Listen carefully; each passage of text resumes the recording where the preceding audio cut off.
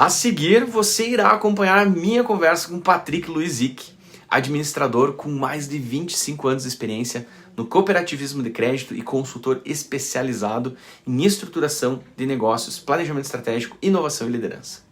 Nesse episódio, nós falamos sobre como os números e as pessoas precisam trabalhar juntos para gerar resultados sustentáveis. Nós exploramos também a importância crucial da definição clara de limites nas organizações, o impacto da comunicação efetiva na gestão de pessoas e a necessidade do autoconhecimento para liderar com eficiência e equilíbrio. Agora, meus amigos e minhas amigas, com vocês, Patrick Luizic.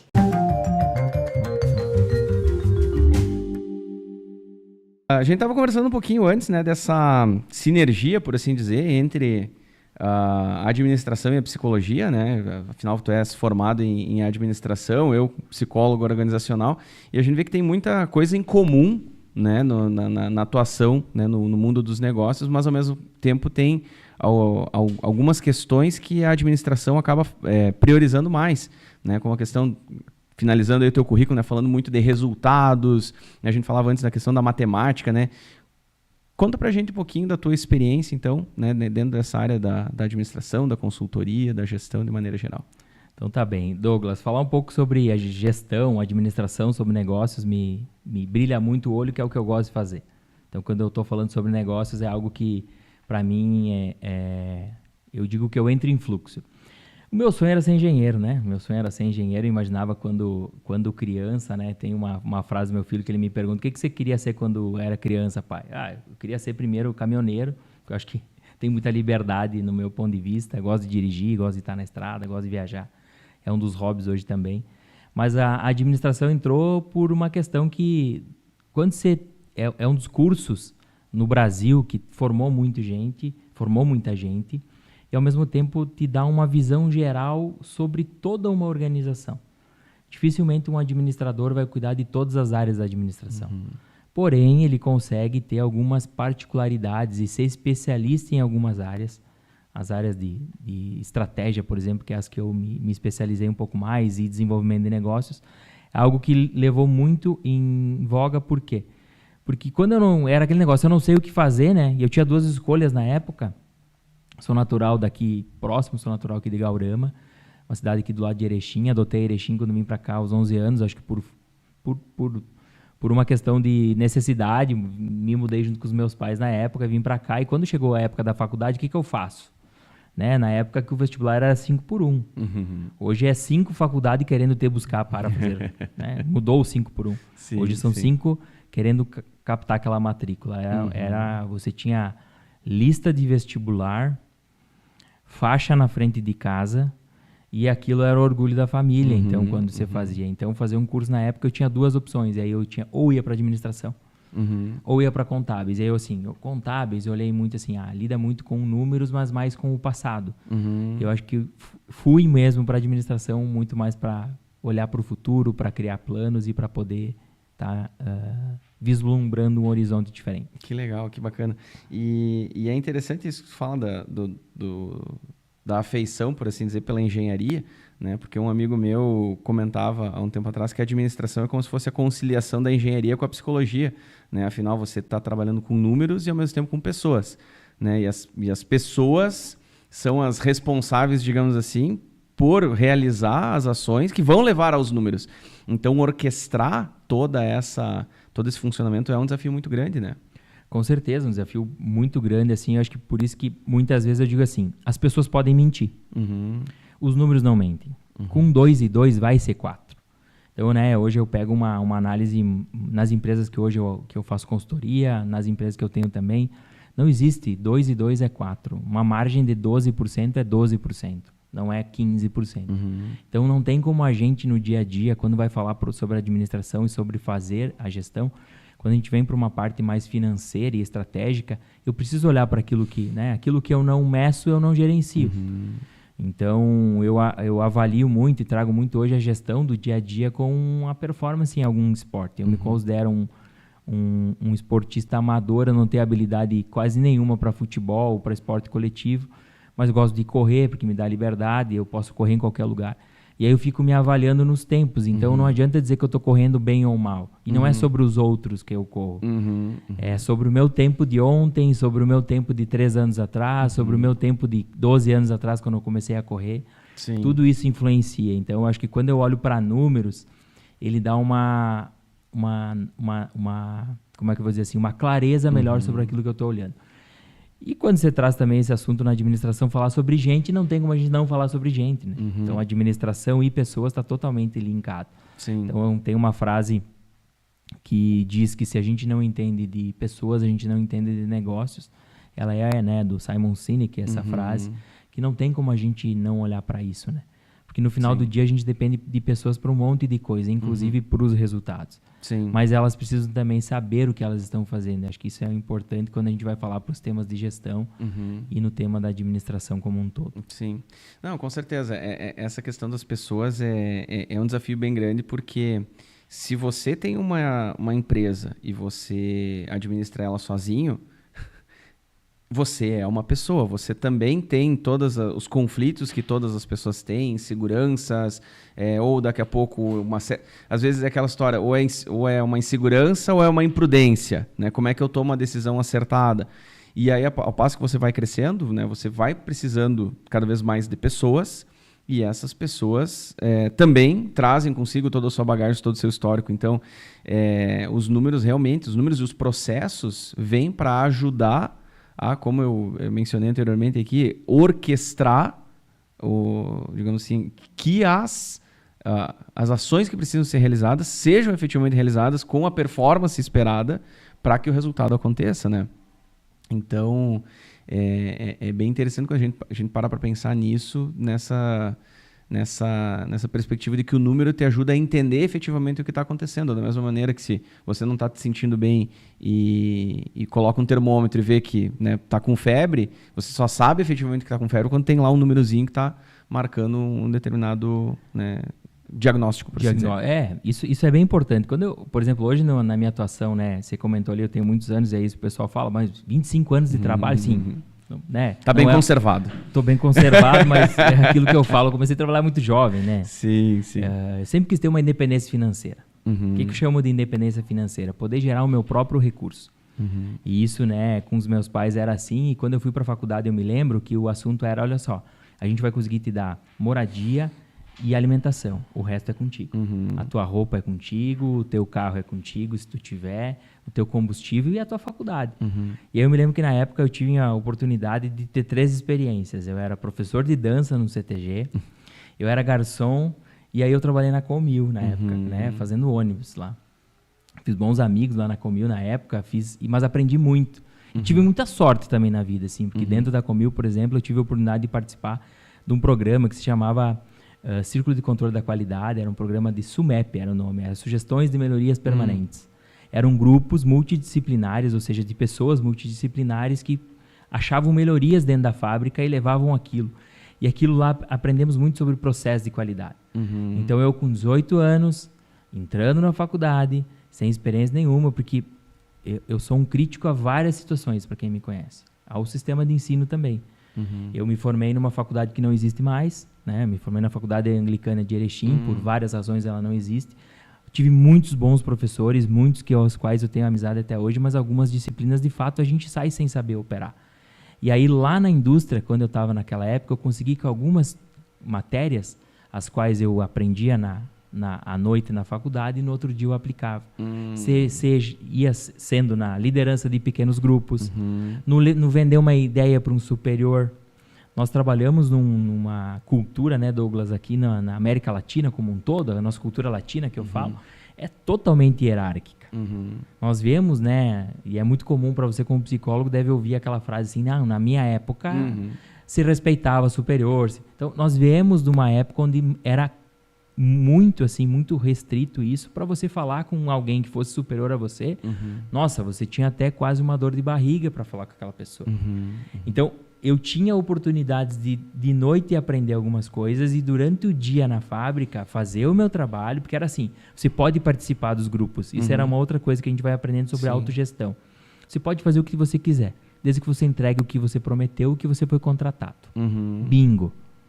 Na vida é muito sobre isso. Em qualquer Sim. empresa é sobre isso. Mas eu quero ficar no celular. Você pode ficar no celular. Terminou o teu projeto? Agora você não pode ficar no celular se você é um atendente de farmácia. Porque o cliente está vindo toda hora. Sim. Agora, sim, são outras tarefas. Então, acho que era muito sobre isso. Assim, nós tínhamos uma hierarquia muito clara na época na indústria.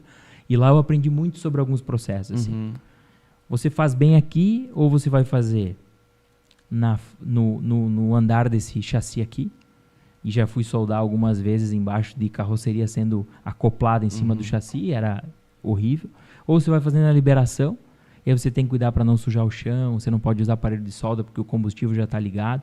Ou seja, tem vários processos que precisam ser feitos. Aí, quando você vai entendendo isso e a empresa consegue te formando e você vai se formando, você vai conseguindo linkar a teoria à prática. Sim. Então, isso que você fala de engenharia é nada, no meu ponto de vista, quem me dera, né, um dia poder ter essa graduação e poder talvez exercer esse cargo de engenheiro, poder construir motores e alguma coisa assim, mas entender a lógica funcionando. Sim, sim. Né? Então, essa engenharia que a gente fala de processos, no final são uns passos, né? São passos que vão sendo feitos e, é claro, tem muito estudo por trás, tem muito cálculo matemático, tem uma parte que envolve física, mas no dia a dia das empresas, geralmente, a gente encontra muito disso. É interessante isso que tu fala, porque eu mesmo, quando eu estava escolhendo a minha profissão, eu estava entre engenharia civil ou psicologia, depois arquitetura ou psicologia. E para quem olha assim, diz, tá, mas o que tem a ver uma coisa com a outra? E realmente, naquele momento, eu também me perguntava o que uma coisa tem a ver com a outra. Lógico, e daí eu acabei escolhendo a área da psicologia e eu fui entender, né, que ambas as áreas tratam de construções. Né? Só que uma é uma construção mais concreta e outra é uma construção mais simbólica. Né? Por isso que eu acabei indo. Mas o interesse em saber como as coisas funcionam é semelhante. E eu acredito que contigo não é diferente. Quando tu encontra processos dentro da administração que são correlatos, por assim dizer, da engenharia, isso deve ser algo que te agrada bastante, né? Fazer os números se comportarem ou fazer as coisas funcionarem, porque a engenharia, no final das contas, no meu entendimento, é isso, é fazer as coisas funcionarem. Né? Se você é um engenheiro civil, você vai fazer um projeto e esse projeto tem que ser executado e a casa, o prédio, enfim, tem que tá inteiro. Se você é engenheiro mecânico, você vai montar um motor, o motor não pode explodir, né? Ele tem que funcionar. Então, acredito que talvez isso esteja bem alinhado aí com a tua prática. Nessa parte de números, sim, né? Se a gente conseguir alcançar tal meta de vendas, um exemplo, a gente atingir assim, conseguir comprar desse fornecedor assim, conseguir fazer com que o cliente nos pague por tanto tempo. Quando a gente entra na parte financeira, então é um espetáculo a gente olhar para financeiro, né? Porque os números não mentem, né? Sim. Se eu faturei 100, eu gastei 80, sobrou 20 para me pagar minha operação. Se dos 20 eu já estou gastando 25, eu já estou com prejuízo a tempo e não estou vendo. Então, assim, existem também muitos negócios, e a gente quando fala na teoria da administração, que nem todos são tão claros os números. Mas com os números a gente não tem o que discutir, acho que isso é bem importante. Mas o desafio na administração, Douglas, é que assim, a gente pode fazer tudo, mas os seres são biológicos. E aí, né, tem comportamentos, tem vontades, tem motivações. Eu tenho iniciado agora nessa jornada de ir para o mundo digital. E ir para o mundo digital, ou seja, colocar cara, poder fazer podcast como estou aqui contigo, poder fazer live, poder fazer conteúdo, gerar conteúdo na minha rede social, linkado à administração, à gestão, a números e tal. E nem tudo aquilo vai dar certo, porque assim, os seres são biológicos, cada um tem o seu. Então pode ser que tenha alguns, assim, às vezes eu recebo alguns comentários, cara, tá muito legal o teu comentário, ou recebo uma crítica quando faço algo que não for, e também tá tudo certo. Por quê? Isso eu aprendi com amigos meus e clientes hoje, veterinários, né? De que forma? Assim, eles dizem, olha, a gente lida com medicina. Veterinária, quando eu vou lá, eu posso fazer toda a aplicação no animal, mas eu posso perder ele. Então, depois eu fui olhando para isso também, a gente tem várias, às vezes, teorias, sejam elas na psicologia ou na administração, que eu estou usando elas bem num plano cartesiano, bem passo a passo, assim, passo um, passo... Mas no final eu estou falando sobre gente. E gente, olha, tem uma frase, né, que bolsa de mulher, bunda de nenê, cabeça de juiz, a gente por vezes não sabe o que vem. E com gente é assim também. Cada um tem uma reação ou uma ação perante aquilo. Então, nem sempre essa teoria da administração muito cartesiana nos ajuda a irmos muito longe, mas nos dá uma direção de que se a gente seguir um plano, é possível que ao menos a gente já saia do ambiente que a gente já Sim. está, né? Não, com certeza. Na psicologia a gente fala muito da questão da definição de limites, né? Hoje em dia é um desafio muito grande para os pais, né? Colocar limites nos seus filhos. Não, mas eu quero que meu filho seja livre, que ele faça, que ele aconteça. Mas os limites, eles são importantes. Eu costumo usar a metáfora do onde é que tu tem mais probabilidade de dar certo, né? De conseguir sobreviver numa piscina ou no mar aberto, né? Na piscina, por quê? Porque a piscina tem borda, a piscina tem limite. E nas organizações não é diferente, né?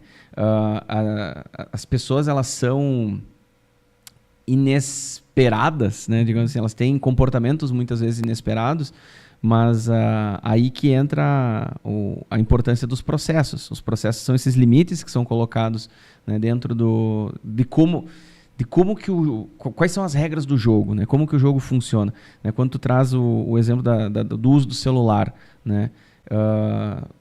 Como é que a gente sabe quanto tempo a pessoa pode ou não pode usar o celular? Com uma descrição de cargo. Como é que a pessoa sabe se ela está usando de mais ou de menos? Porque às vezes nós mesmos a gente se perde no tempo de uso do celular. Daqui a pouco numa avaliação de desempenho ou numa avaliação de experiência ali nos primeiros 3 meses, enfim, para poder dizer, olha, Patrick, eu acho que tu tá demais, a gente precisa, né, um pouco mais de foco aqui. Mas tudo isso passa por processos, né? Processos que visam justamente tentar minimizar as incertezas, né? É mais ou menos por aí. Eu vejo que é por aí, você traz um tema bem importante, assim, essa frase do limite, né? Eu brinco com meu filho. Murilo, quantos centímetros tem uma régua escolar? Porque antes era quantos tem uma régua. Daí ele dizia que a régua podia ter mais que 30 centímetros. E aí quando ele sabe que eu falo essa frase, porque às vezes eu falo por metáforas com ele, e aí eu tenho que ter esse cuidado também. Mas é o que é o seguinte, é 30 centímetros, então é daqui até aqui. Né? Eventualmente não, geralmente a gente sai a almoçar ou fazer alguma coisa, e aí tem uma coisa que me chama a atenção, é o seguinte, eu defino onde ele vai sentar. Em vários lugares onde eu boto o limite no restaurante, eu digo, cara, tu senta nessa cadeira aqui. Por que? Não, tu senta nessa aqui, porque eu vou sentar nessa, outra pessoa senta nessa, se a gente está com mais gente, vai sentar assim, nesse formato. Por quê? Porque a gente vai determinando limites. Se nós pegar na nossa formação, né, e aí você como psicólogo, acho que vai entender muito sobre isso, você vai entender, as pessoas que mais... talvez a gente aprendeu e mais são referências é quem nos deu o limite. E na hora adequada nos disse, olha, é daqui até aqui, e se você está ultrapassando esse limite, não é permissível. Porque assim, um processo de liderança, seja ele dentro da empresa, um processo de gestão com um excesso de liberdade, pode causar inclusive uma insubordinação. Né? Eu tenho N casos dentro de empresas as quais eu tenho acompanhado empresários tomar a decisão para a mudança de cultura. Mas se criou uma política de que todo mundo é amigo. Há poucos dias atrás, numa empresa, a gente chamou um gestor para conversar e o assunto era algumas situações em relação a comportamento. E aí a gente foi, olha, passou daqui, o comportamento passou, e aí a frase que ele veio disse para nós, olha, isso aqui não é mais uma família como era. Talvez nunca foi. Foi que nós fomos demos esse limite às pessoas, mas porém, quando a empresa é pequena, a gente comete às vezes algumas situações para agradar. Por isso que é muito importante a questão do autoconhecimento. Que quando a gente está falando sobre limites sobre os outros, a gente está falando sobre limites sobre nós também. A gente tem uma sensação, por vezes, muito forte de agradar. De dizer sim para todo mundo. Eu fiz aquilo. Eu tenho um outro caso que é muito engraçado sobre agradar nas empresas. E aí eu vou te contando alguns casos assim para a gente trazer os exemplos reais. Assim. Eu tinha um cliente que ele tinha um funcionário, o funcionário estava pedindo uma folha do salário. Como a folha hoje é toda digital, ele não tem mais impresso. Ele disse, olha, preciso de um comprovante de pagamento para mim até a instituição, pegar um recurso porque eu preciso de um crédito pessoal para saldar algumas contas pessoais. Aí o dono da empresa disse, para que? Quanto você precisa? Eu preciso de 3 mil. Para que 3 mil? 3 mil você vem aqui, eu dou para você e te desconto tanto por mês. Falei, tá bem. Daqui a 3 meses esse funcionário pede demissão e aí você vai reclamar que ele é um injusto, um ingrato, que quando ele precisou de recurso, você emprestou o dinheiro, mas agora, por causa de R$200, ele está indo embora da empresa. De quem que é o erro? O erro é seu. Ele veio pedir uma folha de pagamento. Então, dê a ele o que ele está pedindo e não confunde papéis. Porque às vezes dentro da empresa essas questões a gente confunde papéis. E essa confusão de papéis, né, trazendo para o tema da administração, isso aí a gente vai para a psicologia. Limites, o teu espaço, espaços psicológicos, espaços geográficos que você vai limitando. Então são essas situações que às vezes no dia a dia, quando a gente fala sobre as pessoas, e talvez a administração é o bom que a gente passa por todas essas cadeiras. A cadeira do direito é uma cadeira que é sensacional, porém sempre que eu preciso de uma dúvida, minha advogada recebe o WhatsApp meu às vezes às 9 da noite. Olha, como é que eu procedo nesse caso? Porque não é a minha pasta, mas eu tive 2 semestres. Claro. Contabilidade, quando eu preciso de algo mais, eu ligo lá para o pessoal que me assessora na contabilidade. Isso aqui funciona assim ou funciona assado?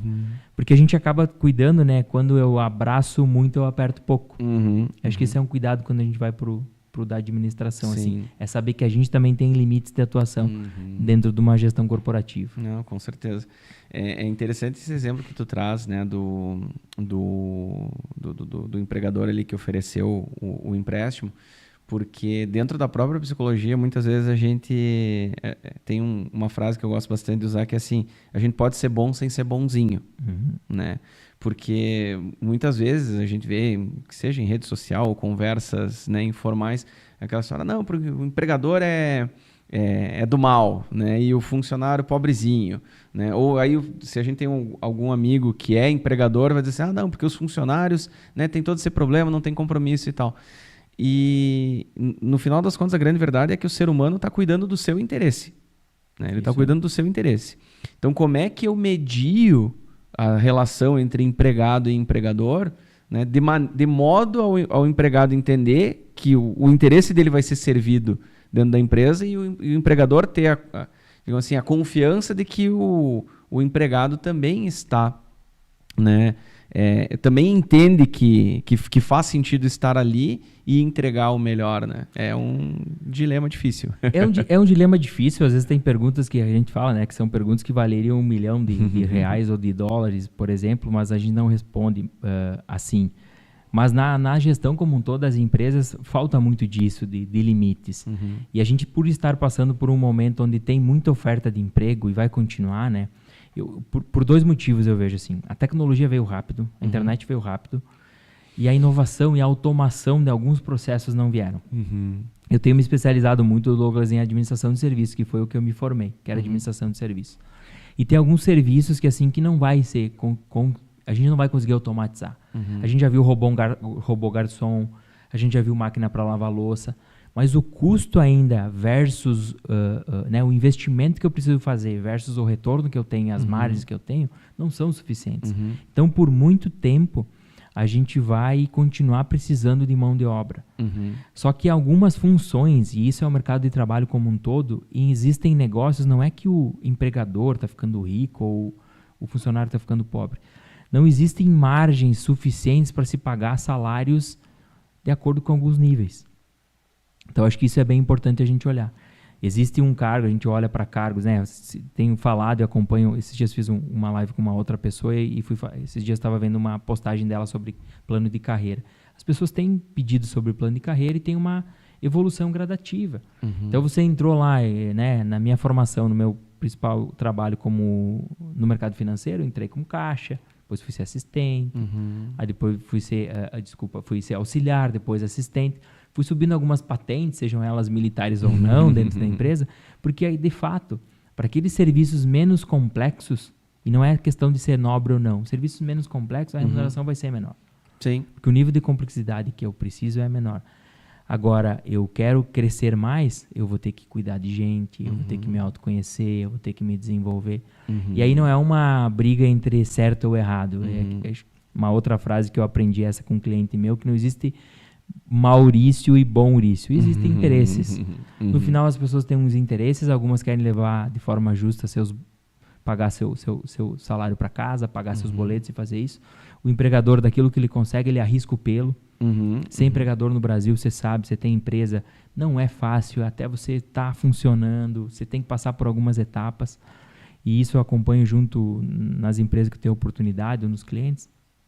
Tem um trabalho, então trabalhar dá trabalho, né? Com certeza. Não tem não existe almoço grátis, digamos assim. Sim. Para toda recompensa é necessário um sacrifício, né? Eu trabalho muito isso quando eu falo do protagonismo e acabo usando até a jornada do herói como metáfora, né?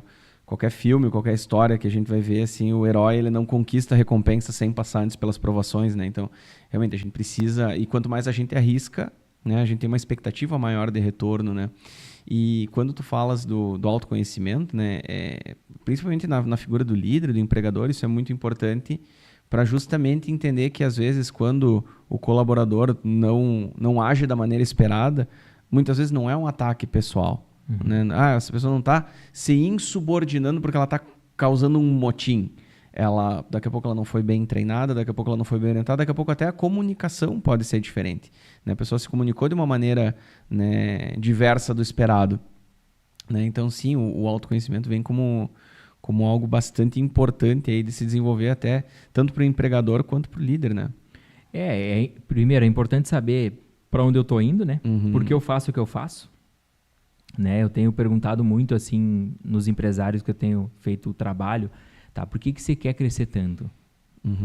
Então isso aí é um objetivo mesmo pessoal, você está fazendo isso porque você viu que tem oportunidade, você quer provar algo para alguém. No final pode ser que existam dores lá, podem ser, não sei se são todas, mas pode ser que exijam, eu quero, por esse motivo, eu quero provar para A mais B, para C, para D, que eu sou bom naquilo, então por isso que eu vou... E aí a que preço eu faço isso? Acho que isso é importante. E outro processo que você falou é comunicação, né? A maior parte dos conflitos que a gente tem é por comunicação, né? Eu uso uma brincadeira e, de novo, eu uso muito a paternidade com o Murilo para entender assim, cara, como é que eu posso, né? Eu tenho um desafio de formar um ser, né? Eu acho que esse é uma responsabilidade que eu tenho a partir do momento que eu me coloco a ser pai. Essa é uma responsabilidade que eu tenho até um tempo, depois ele tem os processos dele. E às vezes ele tá lá jogando no tablet ou vendo televisão e ele diz assim, tô com sede. Eu falo, eu também tô com sede. Aí eu disse, tá, e ele não vai me trazer água. Então, tu quer água? Então, eu quero um copo d'água. Por favor, me traz. Daí eu brinco, né? Tem as palavrinhas mágicas que ele aprende na escola. Então, você quer um copo d'água? Peça água. Se você não pede o que você quer, aceita sem reclamar o que o mundo te dá. É simples. Sim. A vida de adulto é assim. Ou a gente acorda de manhã, trabalha, esquenta o nosso almoço e faz nosso almoço, ou consegue pagar alguém para esquentar nosso almoço, que é ir no restaurante, ou vai comer comida fria. Não tem muito sobre isso. Sim. E o principal processo de comunicação é com a gente mesmo. Então, acho que isso é muito importante, esse processo de comunicação, porque a gente vê isso em qualquer relacionamento, com um amigo, é com a empresa que faz o meu marketing, é com qualquer um. Claro. Douglas, o que você quis dizer com aquilo? Eu quis dizer que... eu entendi aquele outro. Então que bom que você me perguntou, porque assim não fui com esse fantasma para casa. Isso é empregador, empregado. E aí a gente pode trazer para os relacionamentos domésticos, digamos assim, em casa. E assim por diante. É bem interessante. Essa pergunta assim, é uma pergunta mágica, né? A partir do momento que a gente aprende a fazer ela, né, muitos dos conflitos se dissipam, né? Tá, mas o que tu quis dizer com isso? Né? Me ajuda a entender, porque eu não entendi, né? E lógico que também entra a entonação, né? Pergunta, tá, mas o que tu quis dizer com isso é uma coisa, o que tu quis dizer com isso é outra, né? Então, realmente a gente precisa estar muito atento aos nossos processos internos, ao nosso autoconhecimento e à nossa própria comunicação, né? E como tu muito bem disse, essa questão da expectativa, né? Tem uma frase que eu acho bem interessante que diz que se a gente quer ter certeza que vai se frustrar, é só a gente alimentar uma expectativa sem comunicar ela. Né? Eu espero pela água, mas eu não comunico que eu tô com sede, o que eu quero realmente, né? Eu tô com sede e eu preciso de um copo d'água porque agora não posso, né? Por algum motivo, né? Léo, tu disse que tem pergunta do público aí? Diga lá. Não tá aberto aqui. Edson Silva, quando aplicamos limites, elas se desenvolvem muito melhor. As crianças, no caso, na verdade, eu acho que de maneira geral. Quando a gente... Acho que no geral, né, é importante essa parte aí. Quando a gente fala sobre isso, a paternidade ou a maternidade, para quem está nos ouvindo, é importante. Mas eu falava no final de semana, retornei de viagem hoje, e ele disse assim, olha, na nossa empresa tem todas as regras e processos. Ele tem uma transportadora, esse amigo que eu fui visitar. Ele disse assim, o pessoal reclama no início, mas eles querem voltar depois trabalhar. Porque nas empresas que ele tem muito, que ele tá tudo liberado para fazer o que ele quer, ele não sabe também o que fazer. Então, ao mesmo tempo, também as pessoas precisam de limites. E se a gente olhar sobre isso, assim, é a mesma coisa que eu falo, sobre na academia, eu gosto de fazer esporte, mas eu na academia eu vou só com personal.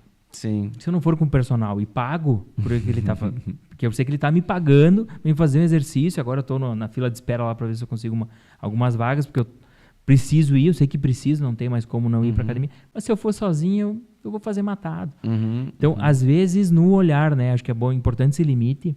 E aí existe aquele negócio assim também, as pessoas por vezes funcionam melhor na supervisão, quando são supervisionadas. Sim. E se a gente for estudar dentro da administração, na psicologia, lá na teoria geral da administração, tudo isso, por que os ambientes empresariais, os ambientes de produção em massa, em produção em série foram testados, existem vários estudos que falam sobre isso, é que as pessoas por vezes, quando olhadas por outro alguém, funcionam melhor. Então é importante também que quando eu coloque alguns limites, é que eu tenho alguns controles. Não adianta eu colocar os limites e depois deixar que as pessoas façam o que elas querem. Sim. Porque, de fato, também elas não vão conseguir ter uma boa atuação. Com certeza. E também, tu falou, né, métodos e processos. Também não adianta informar os limites e não cumprir com os acordos, né?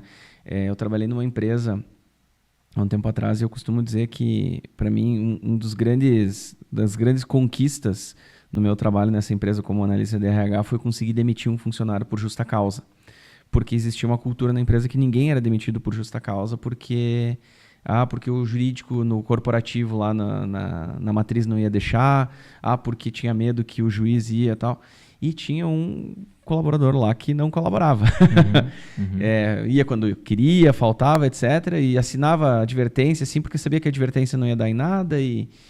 E eu falei, não, peraí, a gente precisa mudar isso, né? Entrei em contato lá com o jurídico do corporativo e perguntei, como é que eu faço para mandar o fulano embora por justa causa? Não, a gente precisa mandar uma mensagem. A gente precisa mandar uma mensagem de que aqui, né, a gente tem, né, regras e as regras precisam ser cumpridas, né? Mais uma vez aquela história do ser bom sem ser bonzinho. Eu não preciso ser tirânico e dizer assim, não, ninguém pode fazer nada, tá tudo proibido, mas eu também não posso ser muito permissivo. E essa é uma máxima que funciona tanto nas empresas quanto na vida pessoal, né? E eu acho que o estabelecimento de limites, quando a gente fala sobre isso, é para que a organização possa andar, entendeu? A gente tem limites de velocidade nas rodovias. Isso foi estudado para prevenir morte. Eventualmente, a gente corre riscos e se expõe ao risco de passar daqueles limites, de fazer algumas imprudências. Mas aí vem a questão de que cada um vai sendo feito. Mas agora você imagina um trânsito sem limites.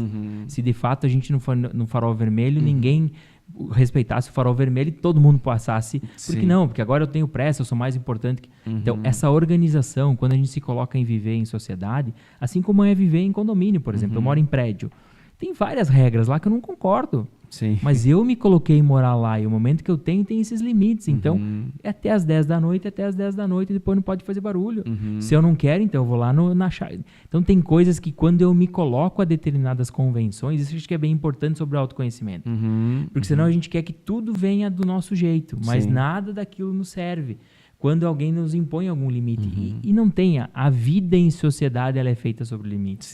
Isso que nos mantém. Alguns limites nos mantêm vivo, né? Porque acho que sim, são limites de velocidade. Olha, proibido ou perigoso a bandeirinha vermelha lá no mar. Cara, é perigoso. E aí se vê às vezes o salva-vida lá assobiando e apitando e gritando. Não, só falta pegar pelo ouvido. Cara, você não viu que tá ali. O que você está testando e quem? Você quer ir para um outro lugar? Então, são essas coisas. E que a gente precisa falar com as pessoas sobre isso, né? Quando a gente fala sobre gestão, administração, é muito sobre, né? Então, ser limites é o que nos mantém vivo, eu digo assim. Com certeza. E tu levantou um ponto bem interessante antes sobre as pessoas que, às vezes, precisam ser gerenciadas, né? E quando a gente junta isso com a questão do autoconhecimento, tem um gráfico que é bem interessante que mostra, basicamente, que o resumo é que quanto maior a responsabilidade, né, maior é a liberdade também que eu posso dar. Né? Assim, ela é diretamente proporcional. Quanto mais responsável a pessoa é, mais autonomia ela pode ter também. E tudo isso volta para a história da cultura da empresa, da cultura do negócio. Se eu tenho uma empresa cuja cultura... daqui a pouco, na liderança muitas vezes a gente fala que a empresa tem a cara do dono, né, tem a cara da diretoria, do presidente, enfim. Né, se a gente tem uma empresa com uma cultura, né, que tem a liderança ali um pouco mais controladora, sim, eu vou precisar contratar pessoas que precisam de mais direcionamento. Se eu contratar uma pessoa que tem que precisa de autonomia, que tem muita, né, essa responsabilidade, por assim dizer, essa pessoa vai sofrer ali. porque ela quer fazer as coisas e não pode por causa disso. Eu tenho que fazer assim, eu tenho que fazer desse jeito. Então, aí entra também a importância do processo seletivo, né? Com certeza, Douglas. Essa parte é um ponto fundamental, né? Seja o quadro organizacional ou organograma, quando a gente fala na empresa, porque eu digo assim, cachorro de 2 donos ou morre de fome ou come demais. Né? Ou tem Sim. aquele negócio seguinte, na hora de bater vai um, na hora de acariciar vai outro. Filho é assim, ou qualquer outro é assim. Então, eu preciso de alguma coisa, eu vou pro chefinho A. Alguma coisa, eu vou pro chefinho B. Ou pra líder, não importa, não é aqui um nome, né? E não é também ser... É usar um termo que no dia a dia a gente sabe disso. Então você imagina o seguinte, se nos processos as crianças hoje conseguem fazer esse papel de saber em qual pessoa elas vão para determinado assunto. Eu brinco, imagine nós Sim. com essa experiência, com essa vivência. Então, eu preciso de alguma coisa, eu vou pro Douglas, eu preciso de alguma coisa, eu vou pro Léo. Então, é importante dentro da empresa também, quando eu vou para uma descrição de cargos e salários, quando a gente fala do termo da administração, é entender para quem que eu respondo. E às vezes eu tenho, né, funções matriciais. Hoje tem acontecido muito nas empresas. O que eu chamo de matricial? Eu tenho alguém que é meu gestor, alguém que é meu líder, alguém que me manda, que eu brinco assim, quando eu vou pedir folga, eu peço para quem? Aí eu peço para esse. Agora eu tenho uma dúvida técnica. Sei lá, eu tenho um departamento de serviço de RH e eu tenho que saber que dias eu posso tirar férias ou não, que coincide que é alguém mais técnico, que o chefe às vezes não sabe essa informação. É comum que ele não saiba, Claro. dependendo de quantas pessoas ele tem. Aí você tem uma liderança que é uma matricial do lado. E aí você fazer essa orquestração, entender a dinâmica da empresa funcionando é importante. E o organograma nada mais é do que as pessoas interagindo entre si e os setores interagindo entre si numa busca, né, de um resultado único. Eu acho que um objetivo de grupo é aquele negócio assim. Uma vez era independência ou morte, eu era muito independente. Hoje não tem. Estamos eu e você falando aqui, a gente está dependendo de quem está fazendo a transmissão, de quem está clicando, está pedindo... Ou seja, a gente sempre teve essa interdependência, mas não tem um herói sozinho. Tem uma questão. O segundo passo é que eu preciso ter confiança para trabalhar em grupo. E o que seria a confiança? Eu preciso entender quem são as pessoas, preciso confiar, porque sem confiar as coisas não vão para frente. Elas vão por um tempo, vão por obrigação, Sim. e nisso pode vir vários... em burnout, vir depressão, vir o que Sim. for, porque é aquele negócio fazendo. E o terceiro tripé que eu digo que sustenta um grupo é o objetivo comum. Eu saber para onde eu estou indo. Sim. Né? Então, às vezes, na própria empresa, a gente fala, mas você tem que vestir a camisa. Cara, primeiro veste a tua camisa. Para onde você está indo? Você está se Sim. levando? Né? Você está estudando, você tem as competências necessárias, não depende só da empresa. Mas a empresa está indo, está crescendo, está investindo. E eu estou indo também, a gente está indo junto. Talvez vão a vida inteira juntos. Sim. Talvez vão a vida inteira por 3 anos.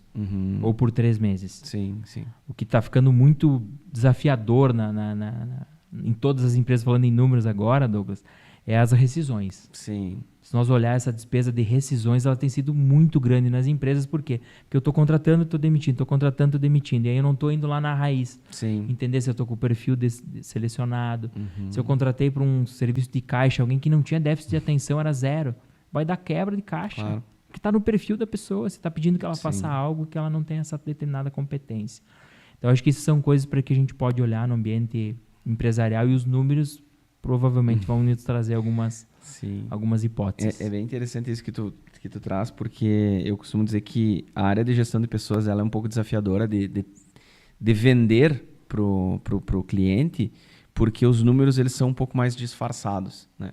Muitas vezes as pessoas estão olhando ali quanto que eu estou vendendo, quanto que eu estou comprando, quanto que eu estou pagando aqui de boleto, mas esquece de ver que tem uma rescisão lá para pagar de um funcionário que foi mal contratado. Então eu gastei tempo da pessoa que contratou, se de repente a contratação foi feita pela equipe interna, ou daqui a pouco eu paguei alguém para fazer esse recrutamento para mim, e daqui a pouco por uma dificuldade de liderança lá, essa pessoa não se adaptou, eu não consegui encontrar um lugar para manter essa pessoa que comportamentalmente fazia sentido com a empresa, né? E depois eu vou ter um custo lá que eu vou precisar chamar um consultor para olhar os números e dizer, olha só, tu está gastando muito com pessoas, né? A gente está se encaminhando mais ou menos para o final aqui e eu queria, né, fazer uma pergunta que eu faço para todos os meus convidados, que é: qual foi o melhor conselho que tu já recebeu? O melhor conselho é que a gente precisa entender que na vida a gente vai ter momentos de desequilíbrio. Assim, que você não vai conseguir atender todos ao mesmo tempo. Então, eventualmente, para quem quer crescer e sair, não fazer só, você vai entender que, eventualmente, você vai estar um pouco mais com família, que é um momento importante que você precisa, mas vai ter momentos que você vai ter desequilíbrio. Então, saber que a vida é um constante equilibrar de decisões e renúncias foi o conselho mais que eu aprendi. E junto com esse veio o que amigo meu aquele dia disse assim, tem coisas que você não precisa estar sempre certo. Às vezes, às vezes é preciso você só sendo gentil, já está tudo certo. Não precisa ter certeza de tudo. E sem gente você não vai a lugar nenhum. Então, aprender a se relacionar consigo e com os outros, acho que é uma mescla de conselhos assim. Acho que isso é importante, porque a gente está numa sociedade que acho que isso vem é um conselho que ao mesmo tempo vira uma prática hoje. Sem outras pessoas a gente não faz nada. Sim. E aí esse é o desafio, né? A gente está num momento em que as pessoas por vezes se isolam, trocam amizades pelo pet, nada contra pet, não sou crítico a isso, mas as pessoas substituem por algumas situações nesse desafio. Né? Nós estamos numa geração que parece que não está mais gostando de humanos, mas se eu sou humano, eu não gosto de mim mesmo. Sim. Então acho que é um pouco sobre isso, assim, eu entender que eu vou precisar, para construir algo, eu vou precisar ter gente perto de mim e vou precisar me relacionar. Não quer dizer que eu tenha que ser bonzinho, aquilo que você falou, e ser bom para todos, mas é um pouco sobre isso. Eu atendi uma pessoa uma vez, eu não gosto quando eu vou contar uma história, eu não gosto de falar o gênero, assim, sabe? Não vou dizer que é um homem ou mulher, enfim, não vem ao caso, mas que na gestão da empresa dessa pessoa, ela dizia assim, cara, eu detesto lidar com gente, eu acho que eu vou fechar meu negócio aqui, vou abrir uma veterinária que eu vou me dar melhor. Né? E realmente, no final das contas, para você gerir um negócio, você precisa, né? Talvez você não precise ser apaixonado por pessoas, mas aí daqui a pouco entra essa questão da gentileza, entra a questão do autoconhecimento, entra a questão de saber equilibrar, né? Quando tu falaste em equilíbrio, eu fiquei pensando que sim, né? Tanto que muitas vezes quando eu falo do equilíbrio do empreendedor, eu não estou falando de equilibrar 50%. Eu vou 50% família, 50% trabalho. Mas, de repente, se a minha família está sentindo falta de mim, talvez eu consiga deslocar 5% ou 10% aqui para, pelo menos, né, resgatar um pouco. Isso é o que eu chamo de sinergia estratégica, né, que é quando a gente faz alguns ajustes finos que não vão botar a balança retinha assim, mas, de repente, vai minimizar algumas dores e alguns sofrimentos, né? Porque, no final das contas, a vida é isso, é realmente equilíbrio. É o equilíbrio entre ser bom e ser bonzinho. Como é que eu sei se eu estou sendo bom, se eu estou sendo bonzinho? É testando e vendo, e tendo essa resiliência, né? Porque, inevitavelmente, as pessoas, na gestão de um negócio, eu não conheço um empresário que nunca se frustrou com pessoas. Né? Inevitavelmente as pessoas vão acabar nos frustrando. E a gente precisa, Douglas, né, como final, assim, dizer que a gente precisa ter pessoas boas próximas a nós, mas pessoas boas não são aquelas que falam o que a gente quer ouvir. São pessoas que vão mexer na ferida e que mesmo assim a gente vai continuar, nem que depois, uns 3 dias, a gente volte a falar com elas, mas são pessoas que nos amem, acho que vem muito sobre sentimento, não é uma questão filosófica, é uma questão assim, elas gostam de nós de verdade, que elas vão nos dizer coisas que ninguém nos diria, talvez nem pagando. Por quê? Porque elas, de fato, têm um sentimento genuíno por você e não querem te ver mal. Isso é sobre alimentação, é sobre fazer um esporte, é sobre estar fazendo algumas coisas que não são adequadas, é sobre estar sonegando imposto que você está vendo que vai ser pego. Cara, sai disso aqui que não vai ser bom para você. No primeiro momento, você vai ver aquilo como algo negativo.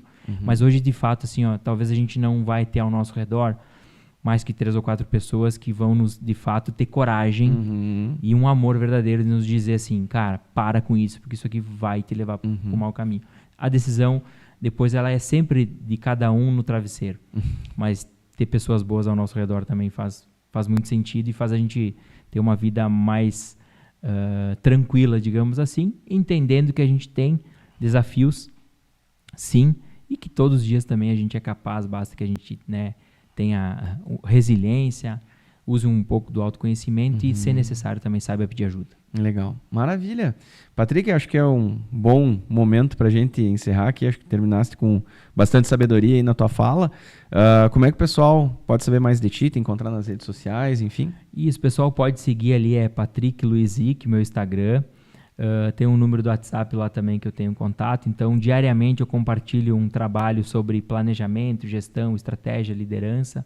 e compartilhe um pouco do que é essa vida, assim, de buscar empreender e ao mesmo tempo alguns aprendizados então pode me chamar lá, chama no direct para a gente poder bater um papo para quem for empresário que estiver nos assistindo, quiser ter uma opção, lá no link mesmo tem um diagnóstico gratuito para sua empresa, você responde lá, em poucos dias eu já te retorno com uma análise específica da tua empresa para entender em qual pilar, digamos assim, você precisa estar melhorando, né? Porque todos temos aquilo que melhorar, um pouco mais, um pouco menos. Então pode me chamar aí nas redes sociais. Douglas, minha última fala, te agradecer mais uma vez pelo convite aí, dizer que ficamos à disposição e podemos, né, ajudar outros empresários a tomar as rédeas dos seus negócios, a tomar a rédea das suas empresas para que eles possam, de fato, continuar crescendo, gerando emprego. Porque cada empresa que fecha nesse país ou no país inteiro é uma perda para a sociedade. A sociedade perde. Não são só o empresário que perde, mas é o governo que perde, que gera menos imposto, é menos funcionário trabalhando, é locais bacanas que a gente já foi, tem saudade e hoje não pode mais ir, porque as empresas em algum momento se perderam. Com certeza. Patrick, eu que agradeço por ter aceito o convite, especialmente hoje que é feriado, né? Então, estamos aí trazendo conhecimento para as pessoas. Obrigadão por ter aceito o convite. E, em breve, podemos sentar aqui e conversar de novo sobre outros casos e outros negócios. Beleza? Com certeza. Obrigado. Obrigado. Agradeço ao pessoal, todo mundo aqui da Erenews, pela audiência no podcast Gestão Ilimitada. Até nosso próximo episódio, semana que vem, segunda-feira, às 19 horas. Obrigado por terem acompanhado a minha conversa com Patrick Luizic aqui no podcast Gestão Ilimitada. Eu espero que tenham apreciado os insights práticos sobre administração, liderança e a complexa arte de equilibrar números e pessoas dentro das organizações. Eu encerro esse episódio com uma frase muito interessante do Henry Ford que resume muito bem a nossa conversa. Reunir-se é um começo, permanecer juntos é um progresso e trabalhar juntos é sucesso. Um abraço e até o próximo episódio.